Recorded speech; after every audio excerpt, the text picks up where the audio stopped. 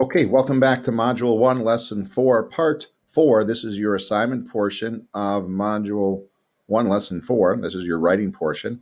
And your responsibility is to tell me whether you think Columbus is a good guy or a bad guy, a hero or a villain. Now, I am not particularly concerned about whether you think he's a good guy or a bad guy.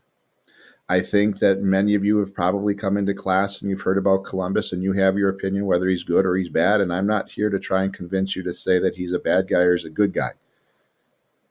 Okay, this is your opportunity to tell me whether you think he's good or bad. And I am not going to grade your paper based on your opinion of good or bad, evil or hero or villain. I am going to grade your paper based on the way that you write it and if you can support your opinion with fact. So the guy that's pictured right down there, you're going to tell me if you think he's a hero or a villain. Please don't say he's kind of this, he's kind of that, or he's a little this, a little that. I just need you to pick. If he was in a court of law and you had to make a ruling, innocent or guilty, I need you to just get off the fence. Innocent or guilty, hero or villain.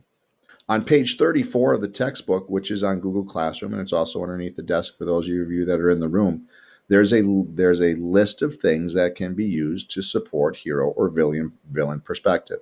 There are also a few links that are going to be included in the video notes portion that can be referenced and be read to provide you with additional evidence, both for or against. Your paper, regardless of hero or villain, needs to be titled M01L4 CC, Module 1, Lesson 4, Christopher Columbus. You need to have at least 3 paragraphs. The first paragraph is you're telling me hero or villain. Second paragraph, you're telling me why you believe hero or villain, with at least 2 examples. And your third paragraph, your conclusion paragraph, is telling me what you told me. Okay, so your introduction, your body, and your conclusion. Proper capitalization, punctuation, spelling, and the appropriate use of pronouns. Don't start talking about he in your paper until you've identified who the he is. I'm going to assume the he is Christopher Columbus, but until you tell me, it could be one of the billions of people that have been alive. So please reference your pronouns before you start using your pronouns. Again, I am not concerned about the hero or the villain portion.